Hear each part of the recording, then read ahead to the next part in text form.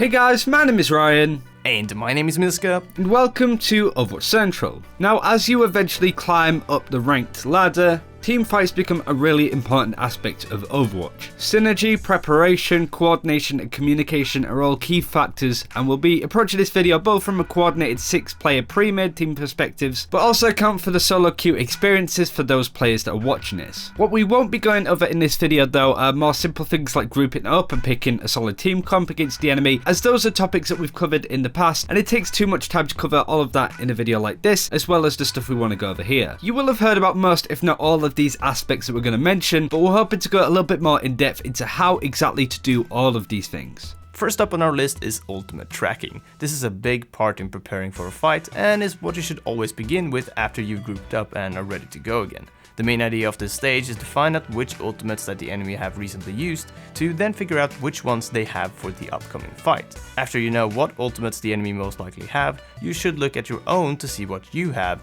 what synergies between ultimates are at your disposal, and that sort of thing. This whole step is something that many players rush through, but we recommend giving this some time to make sure you don't go into a fight without enough information. A lot of the time what goes wrong is over-dedication to a fight in terms of allied ultimates, meaning that you either overkill the enemy and win the fight, but will have issues later in the game, or alternatively you'll throw all of your ultimates and end up losing the fight due to lack of synergy and planning. The end result just basically means that you haven't played very efficiently. Other than this, there are several individual ultimate usage factors to keep in mind, but those are more related to individual hero ultimate usage rather than team-wide ultimate tracking and planning, which this section has been about. The next topic of conversation is target prioritization, which will be heavily based on the information that you've gathered from ultimate tracking. Knowing what enemies have ultimates up will play a key part in choosing a main target for your team to take out, and hopefully prevent them from using their ult or any abilities that they may have. On top of this, any particular enemy hero that has caused issues for you in earlier fights, even without their ultimate, is obviously another main threat that you have to keep in mind. Knowing which enemies to value higher has to be judged on a case-by-case basis, so we're not going to give you specific advice here as it's pure anecdotal. When it comes to target prioritization, you also have to keep crowd control abilities in mind, as you don't want a person on your team getting stunned, hooked, slept, or similar when engaging a target that you've picked on your team. After this key target has been picked, you will decide to angle your approach based on the positioning mostly. As I said, these are pure anecdotal examples, but a good one is if you're playing soldier and you use your ultimate, you want to make sure that you're picking off the Ana first in a lot of situations. As we said, case by case this may be different, but you need to be able to judge those situations appropriately and know when you should go for other targets instead of an Ana, for example. It's something that you'll get better at over time as you get more experience with different situations, and with good ultimate tracking, this part of team fighting should come a bit more naturally to you as well. But you constantly want to be weighing up who's the priority target in this situation and who should the team be aiming to kill first. Killing the Zen before you use Graviton's Surge, getting the Diva out of mech before you use the Pharah ult, all of these are really good examples of target prioritization, but each scenario and situation is different, so you need to gain experience to be good at this.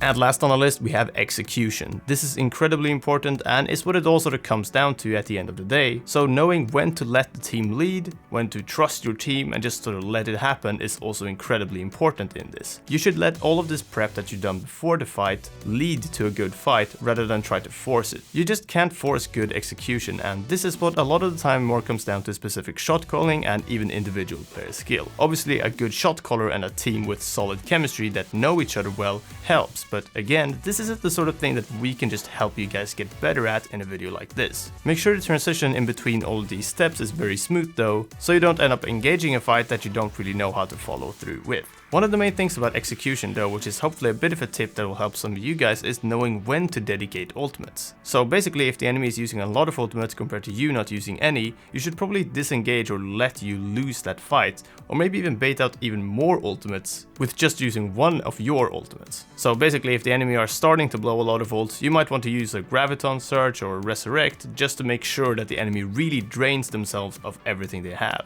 That way in the next fight you'll have a bit of an easier win, and overall this should mean that you're just left with a little bit more time on your hands, and it's just sort of the safer route to go down. Don't be afraid to lose or disengage from a fight if you're not feeling too confident in it. A lot of the time it can actually be the right thing to do, and sometimes disengages are so good that you can re-engage right after it, resulting in not only a fight where your team should have ultimate advantage, but also giving your team the element of surprise.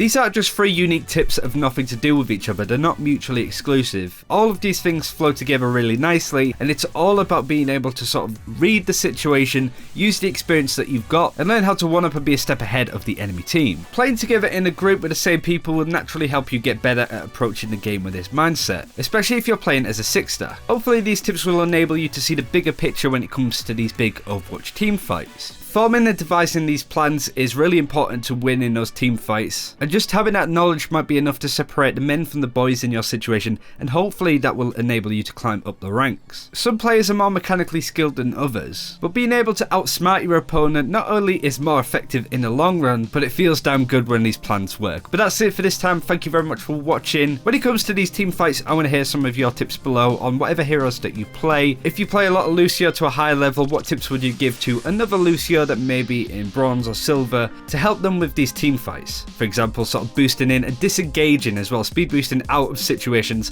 when the fight isn't looking too good, especially when they're dedicating a lot of ultimates and you're not dedicating some yourself. But thanks for watching, take care, we'll see you next time.